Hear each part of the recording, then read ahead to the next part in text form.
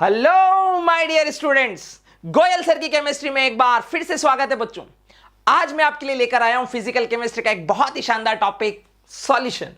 तो बच्चों, आगे बढ़ने से पहले हमारे चैनल को सब्सक्राइब करना ना भूलें और बेल आइकन जरूर दबाइए ताकि आपको समय समय पर हमारे आने वाले वीडियो का नोटिफिकेशन मिलता रहे। तो बच्चों, चलिए शुरू करते हैं सॉल्यूशन। सबसे पहले हम बात करेंगे डेफिनेशन ऑफ सॉल्यूशन। बेटा, जब भी कभी हम दो या दो से ज्यादा सब्सटेंसेस को मिक्स करते हैं और हमें एक होमोजीनियस मिक्सचर मिलता है तो ऐसे मिक्सचर को हम सॉल्यूशन कहते हैं। जितने भी होमोजीनियस मिक्सचर होते हैं बच्चों, वो सभी के सभी होमोजीनियस मिक्सचर एक सॉल्यूशन कहलाते हैं। और जितने भी होमोजीनियस मिक्सचर होते हैं उनकी एक सिंगल फिजिकल स्टेट होती है, आइदर वो सॉलिड, लिक्विड या गैसियस स्टेट में एग्जिस्ट करते हैं। फॉर एग्जाम्पल, अगर हम एक शुगर सॉल्यूशन बनाए, पानी में कुछ शुगर मिक्स करें, शक्कर मिक्स करें, तो हमें देखने को मिलता है शक्कर जो है मिलने के पहले सॉलिड स्टेट में होती है और वाटर जो है वो लिक्विड स्टेट में होता है, पर मिलने के बाद दोनों की एक ही स्टेट बन जाती है, that is called liquid state. हम जो ये एयर महसूस करते हैं, इस एयर के अंदर ऑक्सीजन और नाइट्रोजन और कई सारे पॉल्यूटेटेड गैसेस का एक मिक्सचर होता है बच्चों। लेकिन ये सभी के सभी अलग अलग डिफरेंट गैसेस मिक्स होने के बाद भी एक ही सिंगल स्टेट दिखाई देती है, that is called gaseous state. इसका मतलब मिक्स्ड होने के बाद अगर वो एक होमोजीनियस मिक्सचर बनाता है तो एक होमोजीनियस मिक्सचर हमेशा एक सिंगल फिजिकल स्टेट रखता है, या तो वो सॉलिड होता है, या तो वो लिक्विड होता है, या तो वो गैस होता है। तो सॉल्यूशन क्या है? A solution is a homogeneous mixture of two or more substances in a single physical state। तो ये थी डेफिनेशन। तो चलिए, होमोजीनियस मिक्सचर क्या होता है? अगर हम बात करें होमोजीनियस मिक्सचर की तो देखिए, हमारे आसपास कई सारे एग्जांपल होते हैं जहां हम होमोजीनियस मिक्सचर का यूज करते हैं, जैसे कि हमारा शुगर सॉल्यूशन हो गया, या लेमन वाटर हो गया, या चाय कॉफी की बात करें, या जूसेस की बात करें, या हम जो अलॉयज यूज कर रहे हैं जैसे कि ब्रास, ब्रॉन्ज, स्टील या फिलामेंट ऑफ बल्ब, ये सभी के सभी क्या है? एक होमोजीनियस मिक्सचर होते हैं। होमोजीनियस मिक्सचर में क्या होता है?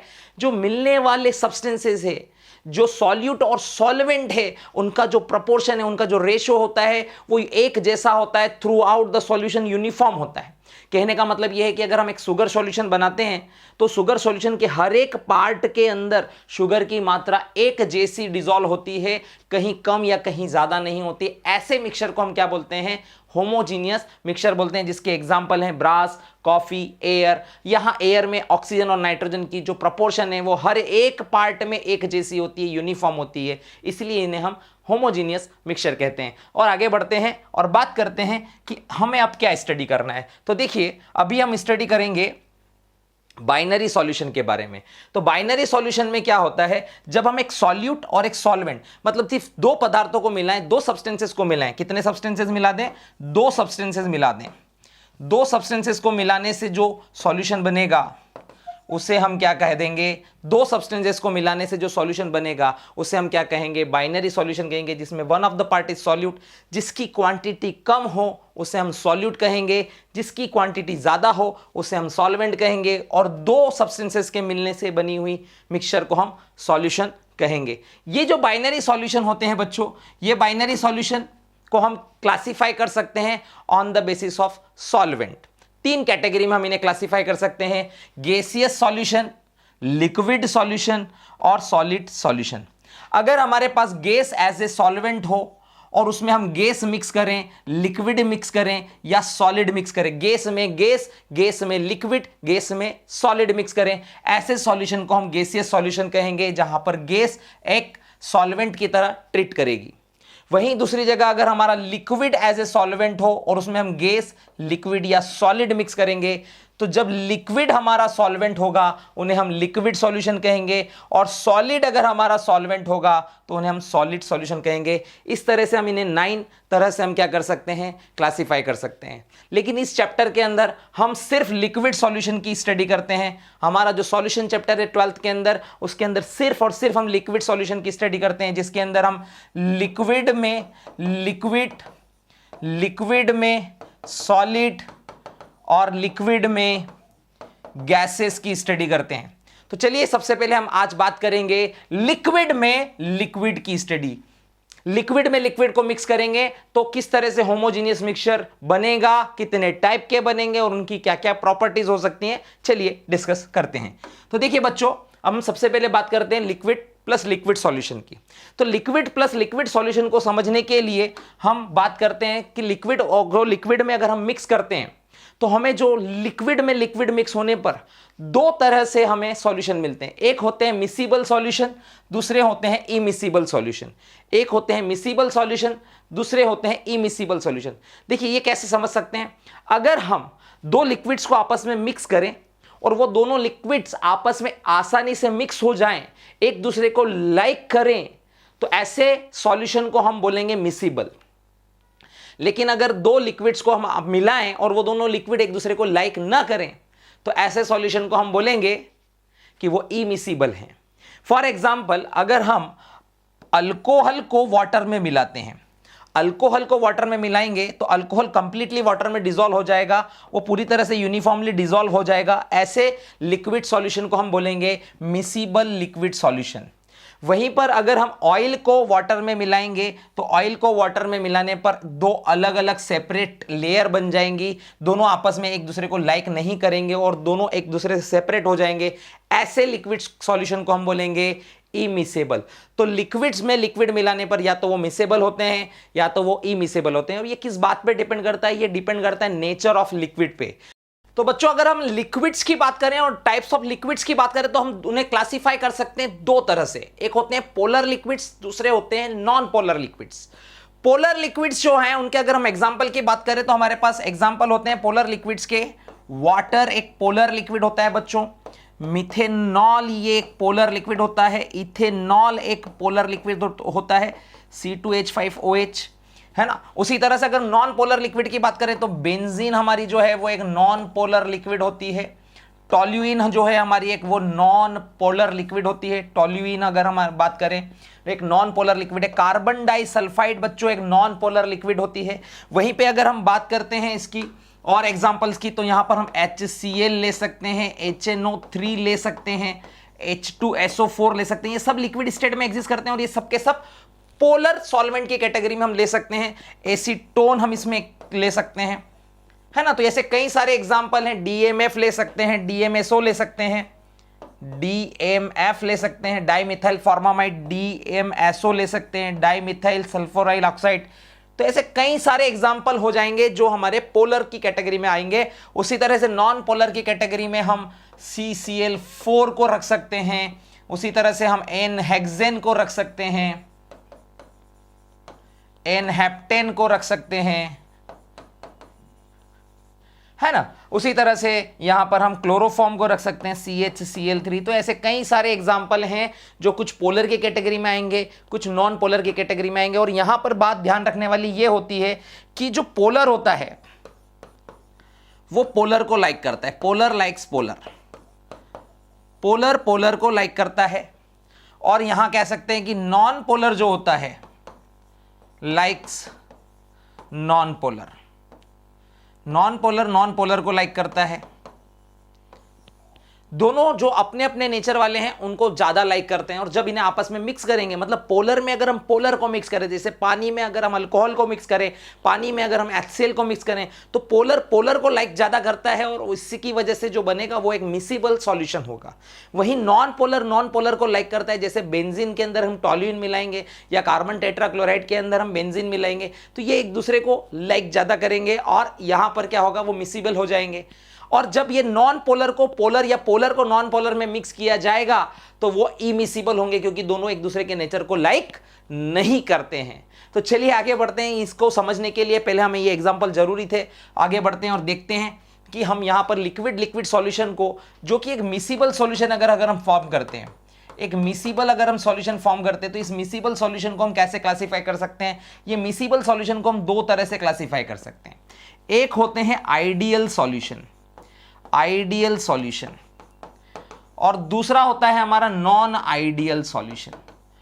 ये बिल्कुल उसी तरह से जैसे स्टेट्स ऑफ मैटर के अंदर हम बोलते हैं आइडियल गैसेस और नॉन आइडियल गैसेस, जैसे कि रियल गैसेस, ये बिल्कुल वैसा ही है, आइडियल सॉल्यूशन और नॉन आइडियल सॉल्यूशन। और ये नॉन आइडियल सॉल्यूशन जो होते हैं ये फर्दर दो तरह के होते हैं। एक होते हैं पॉजिटिवली डेविएशन वाले, पॉजिटिवली डेविएटेड, और दूसरे होते हैं नेगेटिव डेविएटेड। तो दो तरह से हम इसे क्लासिफाई कर सकते हैं। होता है आइडियल सॉल्यूशन, एक होते हैं नॉन आइडियल सॉल्यूशन। और नॉन आइडियल सॉल्यूशन की दो फर्दर कैटेगरी, एक पॉजिटिवली डिविएटेड, एक नेगेटिवली डिविएटेड। अब इन दोनों में फर्क क्या है, इसको समझने के लिए हम सॉल्यूशन को मिक्स करते हैं, दो सॉल्यूशन बनाते हैं और चेक करते हैं कि आखिर इसमें होता क्या है। तो ये सब कुछ किस पे डिपेंड करता है, देखो यहां पे मान लीजिए हमारे पास एक सॉल्यूट है, एक सॉल्वेंट है। ये सॉल्यूट जो है ये ए टाइप का है और ये जो सॉल्वेंट है ये हमारा बी टाइप का है। तो यहां पर ए ऐसे कई सारे ए पार्टिकल होंगे और ये एक लिक्विड सॉल्यूशन जो है हमारे पास है। उसी तरह से यहाँ पर जो है हमारे पास बी पार्टिकल हैं, बी ऐसे करके हमारे पास बी लिक्विड है। और जब ए और ए की बात करते हैं तो यहाँ पर जो अट्रैक्शन होगा वो फोर्स ऑफ अट्रैक्शन होगा ए और ए के बीच में, यहाँ फोर्स ऑफ अट्रैक्शन होगा बी और बी के बीच में। और इन दोनों को जब हम मिक्स करेंगे तो एक नया सॉल्यूशन बन जाएगा। ये एक मिसिबल सॉल्यूशन हमने बना लिया और यहां पे जो अट्रैक्शन हो रहा है ए बी अट्रैक्शन हो रहा है, इस तरह से सॉल्यूशन बन रहा है। तो अब इस सॉल्यूशन के बनते समय यहां पर फोर्स ऑफ अट्रैक्शन होंगे, फोर्स ए बी। अब होता क्या है, देखो ये तो है आपका प्योर फॉर्म, ये दोनों आपका प्योर फॉर्म है और ये मिक्सचर है आपका, और मिक्सचर कभी भी प्योर नहीं होता है, ये मिक्सचर फॉर्म है। तो यहां पर क्या होगा, देखो जब इस मिक्सचर को फॉर्म करना होगा तो सबसे पहले आपको ए बॉन्ड को तोड़ना पड़ेगा, बी बॉन्ड को तोड़ना पड़ेगा। यहां पर ए बॉन्ड टूटेगा, बी बॉन्ड टूटेगा और नए बॉन्ड फॉर्म होंगे, that is called A B bond. मतलब पहले क्या होगा, फोर्स ऑफ अट्रैक्शन जो ए और ए के बीच में, ये यहां पर इस जगह पर बॉन्ड ब्रेक होंगे, इस जगह पर आपके बॉन्ड ब्रेक करना पड़ेंगे आपको। और बॉन्ड के ब्रेक करने में क्या होती है, हीट एब्जॉर्ब करनी पड़ेगी, तो यहां पर हीट एब्जॉर्ब होगी। वहीं पर सॉल्यूशन के फॉर्मेशन में क्या होगा, ए और बी पास में आएंगे तो यहां पर क्या होगा, बॉन्ड फॉर्म होगा, नया बॉन्ड फॉर्म होगा, नया बॉन्ड फॉर्म होगा और यहां पर हीट क्या होगी, रिलीज होगी, हीट रिलीज होगी। तो ओवरऑल सॉल्यूशन के फॉर्मेशन में दो बातें होती हैं, पहले ए और बी बॉन्ड ब्रेक होते हैं और बाद में ए बी बॉन्ड फॉर्म होता है। इसमें जो हीट इन्वॉल्व हो रही है वो हीट एब्जॉर्ब भी हो रही है, एक बार हीट रिलीज हो रही है। यहां पे जो हीट एब्जॉर्ब हो रही है उसे हम बोलेंगे पॉजिटिव वैल्यू, यहां पे जो हीट रिलीज हो रही है इसे हम बोलेंगे negative value. Total heat change जो होगा, एंथैल्पी चेंज होगा, उसे हम डेल्टा एच बोलेंगे। अब हो क्या सकता है, देखो क्या सिचुएशन हो सकती है, तीन बातें हो सकती है। नंबर एक, यहां पर ये जो ए अट्रैक्शन और बी अट्रैक्शन है, जो ए और ए के बीच का अट्रैक्शन है और बी का अट्रैक्शन है, वो लगभग बराबर हो ए बी अट्रैक्शन के। मतलब सॉल्वेंट के अट्रैक्शन और सॉल्यूशन के अट्रैक्शन बराबर हो, सॉल्वेंट, सॉल्यूट और सॉल्यूशन के अट्रैक्शन क्या हो, बराबर। अगर फोर्स ऑफ अट्रैक्शन यहां पर बराबर हो, ऐसी सिचुएशन को हम बोलते हैं ideal solution. Ideal solution, ideal solution मतलब फोर्स ऑफ अट्रैक्शन जो है एफ ए बराबर है एफ बी बराबर है एफ ए बी। जब फोर्स ऑफ अट्रैक्शन बराबर है, मतलब जो पहले अट्रैक्शन थे ए के, बी के अट्रैक्शन थे, उतने ही नए अट्रैक्शन, उतना ही सिमिलर अट्रैक्शन किसमें है, ए और बी में है। ऐसी सिचुएशन में जो आपको बॉन्ड ब्रेक करने में जो एनर्जी एब्जॉर्ब करनी पड़ेगी, उतनी ही सेम अमाउंट में एनर्जी कहां निकल जाएगी, एनर्जी रिलीज हो जाएगी जब बॉन्ड फॉर्म हो जाएगा। क्योंकि यहां का जो बॉन्ड ब्रेक करने के लिए जो आपको फोर्स ऑफ एनर्जी लग रही है और बॉन्ड बनते समय जो फोर्स ऑफ एनर्जी है वो लगभग इक्वल हो गई है। ऐसी सिचुएशन में आपका जो डेल्टा एच होगा वो भी जीरो हो जाएगा। तो आइडियल सॉल्यूशन के केस में क्या होता है, फोर्स ऑफ अट्रैक्शन जो होती है वो सॉल्यूट, सॉल्वेंट और सॉल्यूशन तीनों के लिए लगभग बराबर होती है। दूसरा केस क्या हो सकता है, दूसरा केस ये हो सकता है कि force of attraction of solute और सॉल्वेंट वो ज्यादा हो, मतलब यहां पर पहले अट्रैक्शन ज्यादा हो और नया जो सॉल्यूशन बन रहा है उसमें ए और बी के बीच में जो फोर्स ऑफ अट्रैक्शन है वो कम रहे। ए और ए का अट्रैक्शन, बी और बी का जो अट्रैक्शन है, जो पार्टिकल पहले ज्यादा अट्रैक्ट हो रहे थे वो ए और बी उतने अट्रैक्ट नहीं हो रहे, मतलब फोर्स ऑफ अट्रैक्शन कम है। ऐसा भी हो सकता है कि force of attraction after making the solution ज्यादा हो, यह भी एक सिचुएशन हो सकती है। इन दोनों सिचुएशन को हम बोलते हैं नॉन आइडियल सॉल्यूशन। तो इसे समझने के लिए देखिए आगे देखते हैं कि क्या होता है।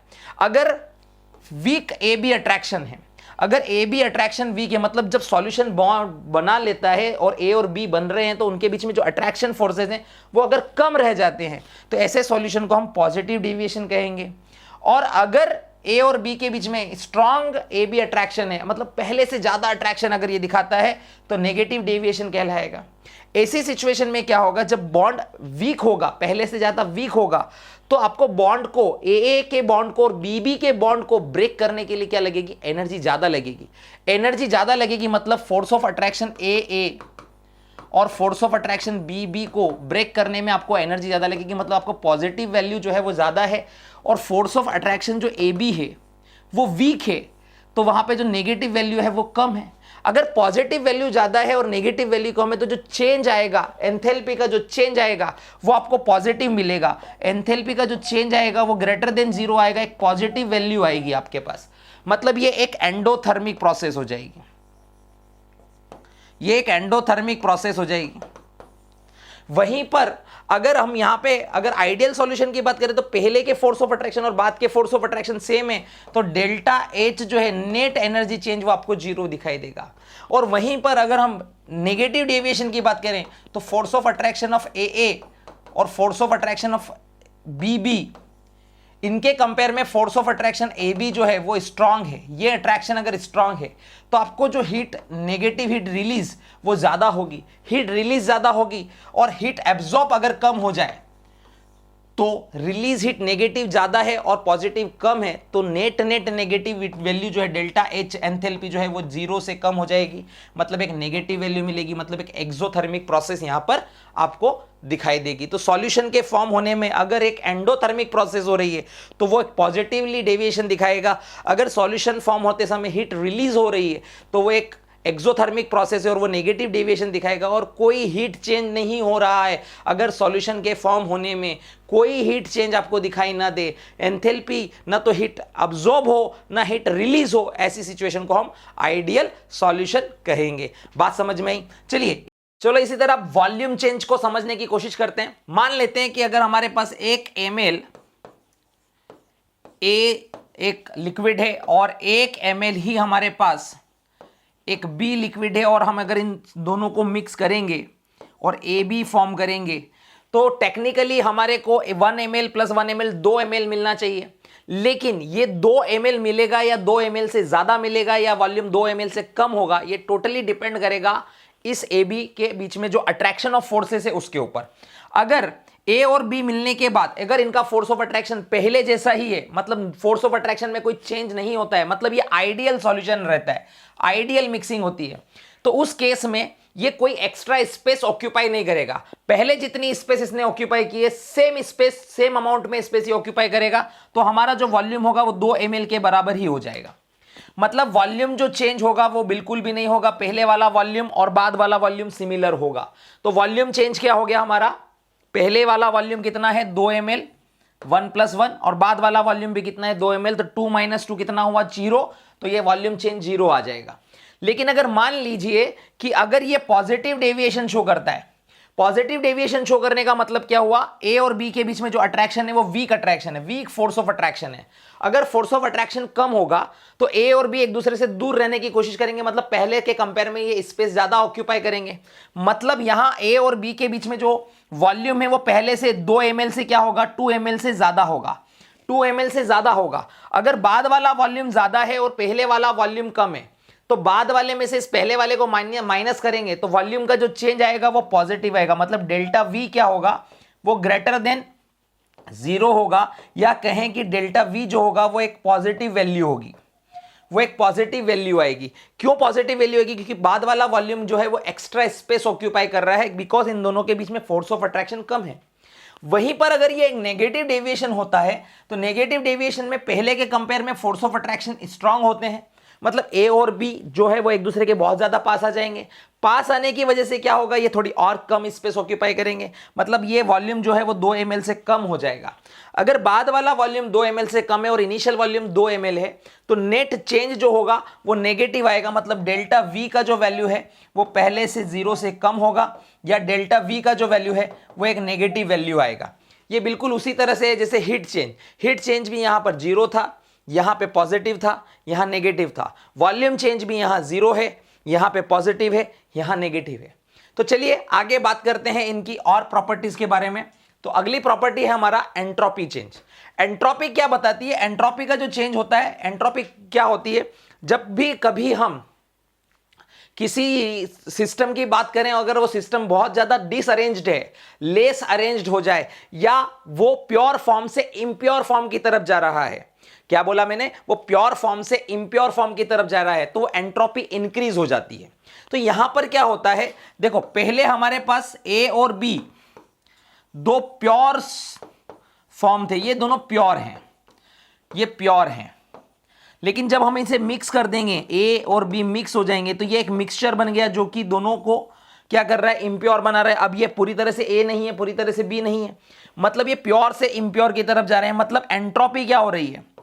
एंट्रोपी बढ़ रही है, एंट्रोपी इंक्रीज हो रही है, एंट्रोपी इंक्रीज हो रही है। अब इसको इस बात से कोई फर्क नहीं पड़ता है, देखो यहां भी मिक्सचर है, यहां भी मिक्सचर है, यहां भी मिक्सचर है, मतलब आइडियल के केस में भी मिक्स हो रहा है, पॉजिटिव डेविएशन के केस में भी मिक्स हो रहा है, नेगेटिव डेविएशन के केस में भी मिक्स हो रहा है। यह बात फोर्स ऑफ अट्रैक्शन पे डिपेंड नहीं करती है, यह बात सिर्फ इस बात पे डिपेंड करती है कि अरेंजमेंट कैसा है। पहले के कंपेयर में, पहले आपके पास सिर्फ ए था, बी था, अलग अलग था, प्योर फॉर्म था।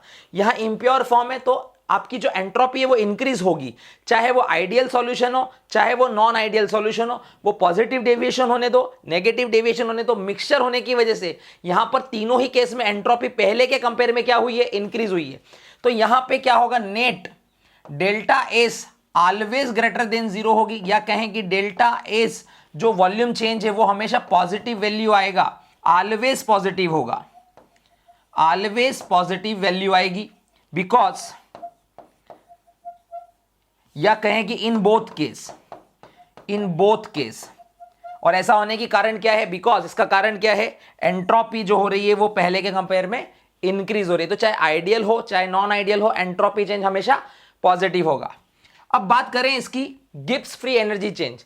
गिब्स फ्री एनर्जी चेंज क्या बताता है? गिब्स फ्री एनर्जी चेंज जो है बच्चों, वो स्पॉन्टेनिटी के बारे में बताता है। स्पॉन्टेनिटी का क्या मतलब होता है? स्पॉन्टेनियस मतलब होता है खुद से। जैसे गर्म चाय का एक कप रख लीजिए, वो खुद से ही ठंडा होने लगता है, वो खुद ब खुद ठंडा होता है। या हम बोलें कि हमने, हमारे पास एक आइस क्यूब है और हमने उसको एक ओपन रूम में रख दिया है, तो अपने आप ही मेल्ट होने लगता है। या रखा हुआ वाटर जो होता है वो अपने आप इवेपोरेट होता है। या रखा हुआ कैरोसिन, डीजल, ऑयल जो होते हैं ये अपने आप इवेपोरेट होते हैं। इसके लिए हमें कोई फोर्स ऑफ स्पेशल बाहर से कोई एक्सटर्नल फोर्स अप्लाई करने की ज़रूरत नहीं होती है। तो ऐसा वर्क जो बाहर एक्सटर्नल नेचुरल फोर्सेस से होता है उन्हें हम स्पॉन्टेनियस वर्क कहते हैं। और स्पॉन्टेनियस वर्क के लिए डेल्टा जी का जो वैल्यू होता है वो ऑलवेज लेस देन 0 होता है, या डेल्टा जी का वैल्यू जो होता है वो नेगेटिव होता है। जब भी वर्क हमारा स्पॉन्टेनियस होता है, जब भी वर्क हमारा स्पॉन्टेनियस होता है, डेल्टा जी का वैल्यू 0 लेस देन 0 से कम होता है, 0 से कम होता है, नेगेटिव वैल्यू होता है। अब यहां पे देखते हैं, ये देखो एक लिक्विड ए है, ये एक लिक्विड बी है। अगर हम इसको मिक्स करते हैं तो ये दोनों जब मिक्स होते हैं तो ये स्पॉन्टेनियसली अपने आप ही क्या हो रहा है? आपस में एक दूसरे के अंदर मिक्स हो रहे हैं। यहां हमें कोई काम नहीं करना पड़ रहा है, यहां में हमें कोई एक्सटर्नल फोर्स नहीं लगाना पड़ रहा है इनको मिलाने के लिए। ये अपने आप ही एक दूसरे के अंदर क्या हो जा रहे हैं? मिसिबल हो जा रहे हैं, मिल जा रहे हैं। इसका मतलब ये क्या हुआ? ये एक स्पॉन्टेनियस वर्क है, ये एक स्पॉन्टेनियस वर्क है। तो अब इसको, इससे कोई फर्क नहीं पड़ता है कि ये आइडियल सॉल्यूशन है या नॉन आइडियल सॉल्यूशन है। ये दोनों चाहे फोर्स ऑफ अट्रैक्शन पहले से ज्यादा हो या कम हो, ये आपस में अपने आप ही मिल जाने वाले हैं। तो चाहे सॉल्यूशन आइडियल हो, नॉन आइडियल हो, नेगेटिव डेविएशन हो या पॉजिटिव डेविएशन हो, इस केस में डेल्टा जी का वैल्यू ऑलवेज 0 से छोटा ही होगा, या कहें कि डेल्टा जी जो है वो एक नेगेटिव वैल्यू ही होगी। बिकॉज सॉल्यूशन का जो फॉर्मेशन है, अगर वो मिसेबल सॉल्यूशन है, एक दूसरे के अंदर मिसेबल हो जा रहे हैं, आराम से मिक्स हो जा रहे हैं, जैसे कि पोलर में पोलर, नॉन पोलर में नॉन पोलर, ऐसे केस में क्या होगा? डेल्टा जी जो है वो ऑलवेज लेस देन 0 होगा, या डेल्टा जी का वैल्यू जो है वो एक नेगेटिव वैल्यू होगा। यहां पर यह बात बिल्कुल क्लियर हो जानी चाहिए। तो अगली प्रॉपर्टी हमारी राउल्ट्स लॉ। तो चलिए मान लेते हैं कि हमारे पास एक लिक्विड है ए और एक प्योर लिक्विड है हमारे पास बी, और हमने इन दोनों लिक्विड्स को क्या कर दिया है? मिक्स कर दिया है, जिससे कि हमें एक ए बी सॉल्यूशन मिल गया। अब क्या होगा? जब ये प्योर लिक्विड ए होगा तो इसकी यहां पर जो वेपर्स बनेंगी, ये वेपर क्या करेंगी, इस कंटेनर के ऊपर प्रेशर एक्सर्ट करेंगी। तो मान लेते हैं कि यहां पर जो प्रेशर एक्सर्ट हो रहा है वो प्रेशर है हमारा पी नॉट ए, हम उसे कह देंगे पी नॉट ए। सिमिलरली यहां पर जो वेपर बनेंगी वो वेपर बनेंगी बी की, और वो प्रेशर एक्सर्ट करेगी पी नॉट बी। तो प्योर लिक्विड ए का वेपर प्रेशर हो गया P not A, pure liquid B का वेपर प्रेशर हो गया पी नॉट बी। यहां पर ए बी जो सॉल्यूशन बना हुआ है, अब इसके अंदर क्या होता है कि यहां पर ए का भी प्रेशर होगा और बी का भी प्रेशर होगा, क्योंकि यहां पर ए की भी वेपर बनेगी और बी की भी वेपर बनेगी। दोनों ही लिक्विड अपनी अपनी वेपर्स बनाएंगे। तो मान लेते हैं कि इस सॉल्यूशन के अंदर एक प्रेशर है ए का पी ए और एक प्रेशर है बी का पी बी। तो राउल्ट्स का कहना था कि इन दोनों प्रेशर का जो सम होता है P A plus P B, ये टोटल प्रेशर के बराबर होता है, सॉल्यूशन के टोटल प्रेशर के बराबर होता है। पीए प्लस पीबी जो होता है वो टोटल प्रेशर जो है वो सॉल्यूशन का प्रेशर भी रिप्रेजेंट करेगा। अब यहां पर कंडीशन ये भी होती है कि अगर हम सिर्फ पीए को एक्सप्लेन करें तो पीए जो होता है वो डायरेक्टली प्रोपोर्शनल होता है मोल फ्रैक्शन ऑफ ए, क्योंकि ये एक सॉल्यूशन है तो इसमें कुछ मोल्स ए के होंगे, कुछ मोल्स बी के होंगे। तो जो मोल फ्रैक्शन होगा ए का वो एक्स ए होगा और जो मोल फ्रैक्शन होगा बी का वो एक्स बी होगा।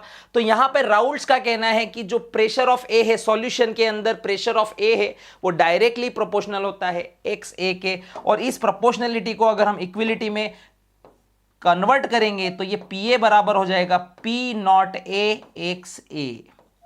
यहां पर एक्स ए मोल फ्रैक्शन है और P not A pure solvent का वेपर प्रेशर है। सिमिलरली अगर हम पीबी की बात करेंगे तो वो डायरेक्टली प्रोपोर्शनल होगा एक्स बी के, और पीबी को अगर हम इक्विलिटी में कंपेयर करेंगे तो वो P not B X B कहलाएगा। अब यही प्रॉपर्टी हम इस इक्वेशन में रख देते हैं तो ये जो पी एस का वैल्यू है ये हमारा P not A X A plus P not B X B हो जाएगा। तो ये हमारी राउल्ट्स इक्वेशन कहलाएगी फॉर टू लिक्विड्स सॉल्यूशन के लिए। दो ऐसे लिक्विड जो एक दूसरे में मिसेबल हो जाते हैं। अगर ऐसा एक सॉल्यूशन बनाया जाए जैसे टॉल्यूइन में बेंजीन मिलाया जाए, या कार्बन डाइसल्फाइड में कार्बन टेट्राक्लोराइड मिलाया जाए, या पानी में अल्कोहल मिलाया जाए, ऐसा अगर कोई सॉल्यूशन बनाए तो उस सॉल्यूशन की अगर हम वेपर प्रेशर की बात करेंगे तो वो हम इस राउल्ट्स लॉ की मदद से कैलकुलेट कर सकते हैं। अब सवाल खड़ा ये होता है कि अगर एक आइडियल सॉल्यूशन है और एक नॉन आइडियल सॉल्यूशन है, मतलब पॉजिटिवली डेविएटेड सॉल्यूशन है और नेगेटिव डेविएटेड सॉल्यूशन है, तो इस केस में यहां पर राउल्ट्स लॉ का क्या होगा। तो हम ये जानते हैं कि आइडियल जब सॉल्यूशन होता है, आइडियल सॉल्यूशन में क्या होता है कि प्योर लिक्विड्स ए और बी के फोर्स ऑफ अट्रैक्शन और सॉल्यूशन के जो फोर्स ऑफ अट्रैक्शन होते हैं वो बिल्कुल बराबर होते हैं। फोर्स ऑफ अट्रैक्शन बराबर होने की वजह से यहां पर जो प्रेशर है वो बिल्कुल भी चेंज नहीं होता है प्योर लिक्विड के रिस्पेक्ट में और सॉल्यूशन के रिस्पेक्ट में। तो ये राउल्ट्स लॉ को फॉलो करेगा, मतलब प्योर आइडियल सॉल्यूशन जो होता है वो राउल्ट्स लॉ को फॉलो करता है, वो राउल्ट्स लॉ को फॉलो करता है, राउल्ट्स लॉ को फॉलो करता है। कहने का मतलब यह हुआ कि इसके अंदर अगर हम पी ऑब्जर्व्ड, मतलब यहां पर अगर हम इस कंटेनर का अगर एक वेपर प्रेशर कैलकुलेट करें और थ्योरेटिकल वेपर प्रेशर कैलकुलेट करें तो पी ऑब्जर्व्ड और पी थ्योरेटिकल दोनों भी सिमिलर आएंगे, मतलब नो चेंज। प्रेशर जो ऑब्जर्वेशन में लिया जाएगा और जो प्रेशर थ्योरेटिकली कैलकुलेट किया जाएगा। सर ये थ्योरेटिकल प्रेशर क्या होता है? जो राउल्ट्स की इक्वेशन से आप कैलकुलेट करेंगे P A plus P B, ये जो वेपर प्रेशर आप कैलकुलेट करेंगे this is your theoretical vapour pressure. ये थ्योरेटिकल वेपर प्रेशर और ऑब्जर्व्ड वेपर प्रेशर अगर हमारा सिमिलर आ रहा है तो वो कहेंगे कि वो राउल्ट्स इक्वेशन को फॉलो कर रहा है और वो आइडियल सॉल्यूशन है। लेकिन नॉन आइडियल सॉल्यूशन में क्या होता है, अगर वो पॉजिटिवली डेविएटेड है तो फोर्स ऑफ अट्रैक्शन पहले से कम होंगे, ऐसे में वेपर्स कंपैरेटिवली ज्यादा बनेंगी और जब आप इसे ऑब्जर्व करेंगे तो पी ऑब्जर्व्ड जो होगा कंपैरेटिवली वो आपका पी थ्योरेटिकल से ज्यादा आएगा। और ऐसा होने की वजह क्या है कि ऑब्जर्वेशन में क्या होगा, नंबर ऑफ वेपर्स थोड़ी सी कंपैरेटिवली ज्यादा बनेगी क्योंकि फोर्स ऑफ अट्रैक्शन जो है वो पहले से कम है। जबकि नेगेटिव डेविएशन में क्या होता है, फोर्स ऑफ अट्रैक्शन पहले से ज्यादा होते हैं तो मॉलिक्यूल एक दूसरे को बाइंड करके रखते हैं, वेपर बन नहीं पाएंगी, वेपर नहीं बनेंगी तो जो ऑब्जर्वेशन आप करेंगे, पी ऑब्जर्वेशन जो आप करेंगे वो कंपैरेटिवली पी थ्योरेटिकल से कम आएगा, मतलब ये डेविएट हो जाएगा। मतलब पी थ्योरेटिकल क्या है, आपका राउल्स लॉ का इक्वेशन है। अगर राउल्स लॉ की इक्वेशन को ये फॉलो नहीं कर रहा है तो इसका मतलब ये डेविएशन हो गया है। एक बार अगर इंक्रीज हो गया तो पॉजिटिव डेविएशन, डिक्रीज हो गया तो नेगेटिव डेविएशन। एनी हाउ मतलब क्या हुआ कि आइडियल सॉल्यूशन जो है वो राउल्स लॉ को फॉलो करता है और नॉन आइडियल सॉल्यूशन जो है वो राउल्स लॉ को फॉलो नहीं करता है। तो ओवरऑल कंक्लूजन अगर हम बात करें with respect to ideal solution, ideal solution के रिस्पेक्ट में अगर हम बात करें तो आइडियल सॉल्यूशन के रिस्पेक्ट में हमने ये बात देखी कि force of attraction of A equal to है force of attraction of B और वो भी इक्वल टू है force of attraction A B के। ये तीनों फोर्स ऑफ अट्रैक्शन बराबर है, ये पहला पॉइंट हो गया। दूसरा पॉइंट हमने ये सीखा कि डेल्टा एच जो है वो इसका सॉल्यूशन का एंथैल्पी चेंज जीरो है। तीसरा पॉइंट हमने ये सीखा कि डेल्टा वी जो है वो नेट चेंज आइडियल सॉल्यूशन के लिए वो भी जीरो है। चौथा पॉइंट हमने ये सीखा कि एंट्रोपी चेंज जो है वो ग्रेटर देन जीरो है, या कहें कि एंट्रोपी चेंज जो है वो पॉजिटिव वैल्यू है, क्योंकि किसी भी सॉल्यूशन में क्या होता है जब दो चीजें मिक्स करते हैं तो मिक्स करने से उसकी डिसअरेंजमेंट बढ़ जाती है, इस वजह से एंट्रोपी चेंज पॉजिटिव आएगा। और अगर नेक्स्ट पॉइंट की बात करें तो डेल्टा जी जो है वो इसका लेस देन जीरो है, या कहें कि डेल्टा जी का वैल्यू है वो नेगेटिव है, क्योंकि कोई भी सॉल्यूशन अगर आप बनाएं, चाहे आइडियल बनाएं चाहे नॉन आइडियल बनाएं, वो एक स्पॉन्टेनिटी से आपस में मिक्स हो जाते हैं अगर वो मिसेबल हैं, अगर वो एक दूसरे को लाइक करते हैं। और छठा पॉइंट ये हमने सीखा कि ये ओबे करेगा राउल्स लॉ को, ये राउल्स लॉ को ओबे करेगा, तो ये राउल्स लॉ को ओबे करता है। वहीं पे अगर हम इसके एग्जाम्पल्स की बात कर लें तो एग्जाम्पल्स के लिए ध्यान रखेंगे, देखो अगर दो केमिकल, दो लिक्विड्स जो हैं, अगर उनके स्ट्रक्चर और नेचर लगभग सेम है, क्या बोला मेरे से फिर से सुनिएगा, अगर उनके स्ट्रक्चर और नेचर लगभग सेम है, ऑलमोस्ट सेम है, तो अगर उन्हें मिक्स करेंगे तो वो एक आइडियल सॉल्यूशन बनेंगे। एग्जांपल्स के फॉर्म में क्या बोलना है मैंने, अगर if structure and nature almost same, अगर ऐसी कंडीशन है तो वो आइडियल सॉल्यूशन बनाएंगे। एग्जाम्पल के तौर पर देखिए, अगर आप बेंजीन लेते हैं और आप उसमें टोल्यूइन मिलाते हैं, ये दोनों भी नॉन पोलर हैं और स्ट्रक्चर भी लगभग सिमिलर हैं। अगर ऐसी कोई केस बनती है तो वो एक आइडियल सॉल्यूशन बनेगा। दूसरा केस देखते हैं, देखो अगर हमने लिया एक क्लोरोबेंजीन और दूसरा लिया हमने ब्रोमोबेंजीन, इनका भी नेचर लगभग सेम है, स्ट्रक्चर भी लगभग सेम है, मॉलिक्यूलर वेट भी अप्रोक्सीमेट सब सेम आ रहे हैं, स्ट्रक्चर भी लगभग सेम आ रहा है। ऐसी कंडीशन में ये दोनों भी मिक्स करते हैं तो बनेंगे आइडियल सॉल्यूशन। अगर तीसरी कंडीशन देखें, देखो CH3Cl CH3Br, यहां पे देखिए कार्बन चेन लगभग सेम है, क्लोरीन एटम और ब्रोमीन एटम की नेचर भी लगभग सेम है, मॉलिक्यूल का नेचर भी लगभग सेम है। तो यहां पर स्ट्रक्चर वाइज भी और यहां पर नेचर वाइज भी दोनों ऑलमोस्ट अगर सेम होते हैं तो ऐसी कंडीशन में इनको मिलाने से बनते हैं आइडियल सॉल्यूशन। इन्हें जरूर से आप ध्यान में रखेंगे। चौथा एग्जाम्पल देखो, अगर हमने ले लिया एन हेक्सेन और इसमें मिला दिया एन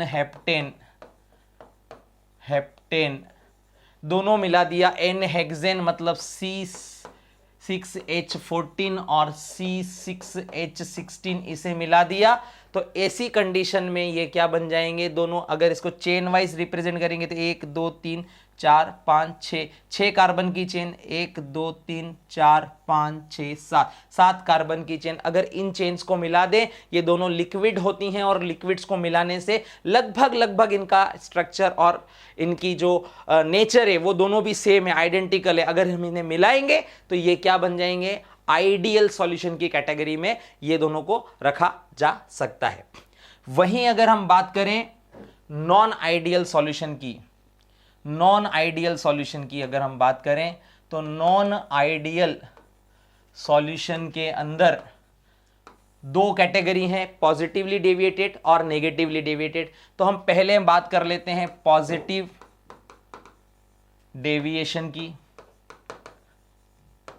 पॉजिटिव डेविएशन, अगर हमारे पास ऐसा कोई सॉल्यूशन है जो पॉजिटिवली डेविएशन दे रहा है तो वहां पर जो force of attraction of A और force of attraction of B जो होंगे वो कंपैरेटिवली, वो पहले के कंपैरेटिवली ज्यादा होंगे force of attraction of A B, मतलब जो सॉल्यूशन है उसमें फोर्स ऑफ अट्रैक्शन कम होंगे। ये पहला पॉइंट होगा।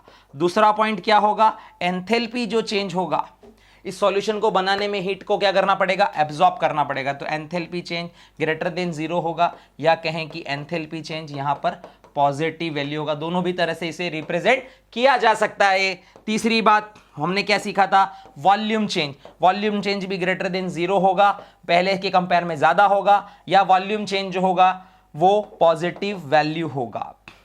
वहीं पे अगर हम एंट्रोपी चेंज की बात करें तो सॉल्यूशन कोई सा भी होने दो, कैसा भी होने दो, वॉल्यूम चेंज एंट्रोपी चेंज हमेशा उसका क्या होता है, पॉजिटिव होता है। एंट्रोपी चेंज क्यों पॉजिटिव होता है, कारण क्या है, यहां पर रेंडमनेस बढ़ रही है, मिक्सचर होने की वजह से यहां पे प्योरिटी से इंप्योरिटी की तरफ जा रहे हैं। पांचवा पॉइंट है गिब्स फ्री एनर्जी से रिलेटेड। तो गिब्स फ्री एनर्जी जो है वो स्पॉन्टेनिटी को रिप्रेजेंट करेगी, और कोई भी सॉल्यूशन होने दो, चाहे आइडियल हो नॉन आइडियल हो, उसकी गिब्स फ्री एनर्जी जो है वो लेस देन 0 होगी, क्योंकि ये स्पॉन्टेनियसली आपस में क्या हो जाते हैं, मिक्स हो जाते हैं। वहीं पे अगर छठे पॉइंट की बात करें तो राउल्ट्स लॉ को ये डिसओबे करेगा, ये डिसओबे करेगा राउल्ट्स लॉ को, राउल्ट्स लॉ को ये डिसओबे करेगा, डज नॉट फॉलो करेगा। मतलब ये है कि इसकी जो पी ऑब्जर्वेशन है वो इक्वल नहीं होगी, not equal to P theoretical के बराबर नहीं होगी। और वहीं पे अगर हम इसके एग्जाम्पल की बात करें तो यहाँ पर जनरली आपको ऐसा देखने को मिलेगा कि दो लिक्विड्स जो हैं वो जनरली उनके जो स्ट्रक्चर हैं ये वो पहले के मतलब एक जैसे नहीं हैं, और वो एक दूसरे को लाइक भी ज़्यादा नहीं कर रहे हैं, जिसकी वजह से यहाँ पे फोर्स ऑफ अट्रैक्शन क्या हो रहा है, वो कम हो जा रहा है। फॉर एग्जांपल देखो, यहाँ पर बेंजीन है, यहाँ पर बेंजीन है, और इस बेंजीन के अंदर अगर आप CCl4 डाल देंगे, CCl4 डालेंगे तो दोनों का स्ट्रक्चर भी सेम नहीं है। इनको आप मिक्स करेंगे तो ये क्या करेंगे, ये देखो यहाँ पर ये जो है ये प्लेनर स्ट्रक्चर है और ये एक टेट्राहेड्रल स्ट्रक्चर है। अगर आप इसे मिक्स कर देंगे तो ये एक दूसरे को लाइक नहीं करेंगे, क्योंकि इसके आसपास एक नेगेटिव क्लाउड भी घूम रहा है। और ये कार्बन टेट्राक्लोराइड जो है, ये कार्बन टेट्राक्लोराइड जो है, इसमें क्लोरीन ज़्यादा इलेक्ट्रोनेगेटिव होने की वजह से इसके पास एक नेगेटिव चार्ज बना हुआ है, एक नेगेटिव चार्ज बना है। तो ये नेगेटिव चार्ज और ये नेगेटिव चार्ज थोड़ा सा स्लाइटली क्या करेगा, रिपेल करेगा। माना कि ये दोनों नॉन पोलर हैं, पर बावजूद उसके ये क्या होंगे, स्ट्रक्चर सेम नहीं होने की वजह से और सिमिलर चार्ज होने की वजह से एक दूसरे को रिपेल करेंगे, जिसकी वजह से यहाँ फोर्स ऑफ अट्रैक्शन हो जाएगा कम और ये देगा पॉजिटिव डेविएशन। सिमिलरली अगर हम बात करें CH3CO CH3 की, तो यहाँ स्लाइटली पॉजिटिव चार्ज है, यहाँ स्लाइटली नेगेटिव चार्ज है। और अगर इसके अंदर हम कार्बन टेट्राक्लोराइड को मिला देते हैं, CCl4 को मिला देते हैं, तो यहाँ पर ये भी एक प्लेनर स्ट्रक्चर है जबकि एक टेट्राहेड्रल स्ट्रक्चर है। इन दोनों को मिलाने से भी ये क्या करेगा, एक दूसरे को डिसलाइक करेंगे, और इस डिसलाइकिंग की वजह से क्या होगा यहाँ पर, क्योंकि देखो अगर मैं इसको स्ट्रक्चर को थोड़ा प्रॉपरली ड्रॉ करें तो यहाँ पर CH3 C डबल बॉन्ड हो CH3 ऐसा बना हुआ है। अब ये पॉजिटिव चार्ज अंदर की तरफ है और नेगेटिव चार्ज बाहर है, तो नेगेटिव चार्ज और इसका नेगेटिव चार्ज क्या करेगा, स्लाइटली रिपेल करेगा, और इस रिपेल्शन की वजह से यहाँ पर ये एक दूसरे को बहुत प्रॉपरली अट्रैक्ट नहीं करेंगे, थोड़ा सा स्ट्रेच करेंगे और ये पॉजिटिव डेविएशन शो करेंगे। सिमिलरली अगर हम बात करें acetone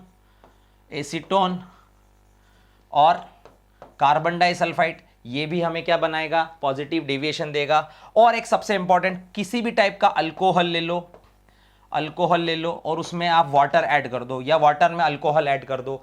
in this case water के अंदर जो हाइड्रोजन बॉन्डिंग होती है वो पहले स्ट्रांग होती है। अगर आप अल्कोहल मिला देंगे तो अल्कोहल के मिलाने से वो हाइड्रोजन बॉन्डिंग थोड़ी सी वीक हो जाएगी, मतलब अल्कोहल के मिलाने से हाइड्रोजन बॉन्डिंग होती है वीक, इस वजह से वो क्या कर रहे हैं, पहले के कंपैरिजन में बॉन्डिंग वीक हो जा रही है, वो पॉजिटिव डेविएशन देंगे। कहने का मतलब है अगर आप CH3OH पानी में मिलाएंगे या C2H5OH पानी में मिलाएंगे तो अल्कोहल जब भी पानी में मिलाएंगे वो पॉजिटिव डेविएशन शो करेगा। वहीं पे अगर हम बात करें नेगेटिव डेविएशन की, नेगेटिव डेविएशन की अगर हम बात करते हैं तो नेगेटिव डेविएशन के केस में क्या होगा, फोर्स ऑफ ए और फोर्स ऑफ बी जो होगा वो कंपैरेटिवली वीक होगा फोर्स ऑफ ए बी से। मतलब पहले के कंपेयर में सॉल्यूशन का जो फोर्स है वो ज़्यादा होना चाहिए, ऐसा होता है तभी नेगेटिव डेविएशन होता है। या कहें कि इसकी जो एंथैल्पी चेंज है वो लेस देन 0 होगी, या कहें कि इसका जो एंथैल्पी चेंज है वो नेगेटिव होगा क्योंकि हीट ज़्यादा निकलेगी, एक एक्सोथर्मिक प्रोसेस होगी। तीसरी बात कहें कि इनका वॉल्यूम जो चेंज है, क्योंकि अट्रैक्शन ज़्यादा है तो पहले के कंपेयर में वॉल्यूम भी कम होगा, तो वॉल्यूम चेंज जो होगा इसके अंदर वो भी लेस देन 0 होगा। या वॉल्यूम चेंज की अगर हम बात करें तो वो भी एक नेगेटिव वैल्यू देगा। एंट्रोपी चेंज की अगर हम बात करें तो एंट्रोपी चेंज जो होता है वो इसका पॉजिटिव होगा। किसी भी सॉल्यूशन का एंट्रोपी चेंज हमेशा पॉजिटिव ही होगा क्योंकि रेंडमनेस बढ़ रही है। वहीं पे अगर हम पांचवें पॉइंट की बात करें तो ये भी स्पॉन्टेनियसली मिक्स हो रहा है तो डेल्टा जी इसका लेस देन 0 होगा, या कहेंगे डेल्टा जी इसका भी नेगेटिव होगा। और ये भी क्या करेगा, डिसओबे करेगा, ये भी क्या करेगा, डिसओबे करेगा राउल्ट्स लॉ को। ये राउल्ट्स की बात नहीं मानेगा, राउल्ट्स का कहना नहीं मानेगा। पी ऑब्जर्व जो है इसका वो बराबर नहीं होगा पी थ्योरेटिकल से। जो आप राउल्ट्स की इक्वेशन से कैलकुलेट करेंगे और जो आप प्रैक्टिकली लेबोरेटरी में जाके कैलकुलेट करेंगे वो दोनों प्रेशर बराबर नहीं आएंगे। और सबसे इंपॉर्टेंट है बेटा इसके एग्जाम्पल। इसमें क्या होगा, इसमें फोर्स ऑफ अट्रैक्शन पहले से ज्यादा होगा। किसी भी एसिड को, जैसे कि HCl को पानी में मिला दीजिए, HNO3 को पानी में मिला दीजिए। जब भी आप किसी एसिड को पानी में मिलाते हैं तो एसिड और वाटर के बीच में फोर्स ऑफ अट्रैक्शन ज़्यादा होता है और हीट लिबरेट होती है। ऐसा आप कभी भी प्रैक्टिकली आपने देखा भी होगा कहीं कहीं पे, जब एसिड पानी में मिलाया जाता है तो हीट रिलीज होती है, तो इसका मतलब फोर्स ऑफ अट्रैक्शन है वो पहले से ज़्यादा है। इसके कंपेयर में एक बहुत इंपॉर्टेंट एक है क्लोरोफॉर्म वाला CHCl3 और एसीटोन CH3COCH3। अगर ये एक इंपॉर्टेंट एग्जाम्पल है, कई बार पूछा जाता है। इसके अंदर क्या होता है, देखो यहां एक कार्बन है, ये हाइड्रोजन है, यहां एक क्लोरीन है, यहां एक क्लोरीन है, यहां एक क्लोरीन है। होता क्या है, 3 क्लोरीन मिलकर इस हाइड्रोजन को बहुत ज्यादा एसिडिक हाइड्रोजन बना देते हैं, जिसकी वजह से इस पे बहुत ज्यादा पॉजिटिव चार्ज इंड्यूस हो जाता है। और यहाँ पे अभी हमने थोड़ी देर पहले देखा था एसीटोन के स्ट्रक्चर में कि एसीटोन का जो स्ट्रक्चर होता है उसमें डबल बॉन्ड ओ बाहर की तरफ होता है, इस पे स्लाइटली नेगेटिव चार्ज होता है। अब ये हाइड्रोजन जो होती है, ये मॉलिक्यूल की हाइड्रोजन और ये मॉलिक्यूल का ऑक्सीजन, ये दोनों क्या करते हैं, मिलकर बना लेते हैं हाइड्रोजन बॉन्डिंग। ये मिलकर बना लेते हैं हाइड्रोजन बॉन्ड। ये हाइड्रोजन बॉन्ड बन जाता है यहाँ पर एक।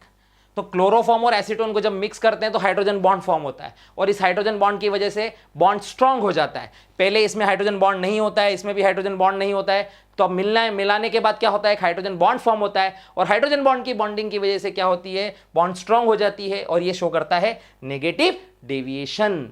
तो these are the examples of positive deviation and negative deviation. इस लेक्चर को हम यहीं समाप्त करते हैं और इस तरह के कमाल के लेक्चर आपके लिए बार बार लेके आएंगे। एक छोटे छोटे लेक्चर्स के अंदर आपका बहुत बड़े बड़े कॉन्सेप्ट्स को हम रिवाइज करने की कोशिश कर रहे हैं, लेकिन हमारे चैनल को सब्सक्राइब करना ना भूलें, बेल आइकन दबाना ना भूलें, ताकि आपको समय समय पर हमारा नोटिफिकेशन मिलता रहे। तब तक के लिए सायोनारा, अगले लेक्चर में फिर मिलेंगे दोस्तों दोबारा।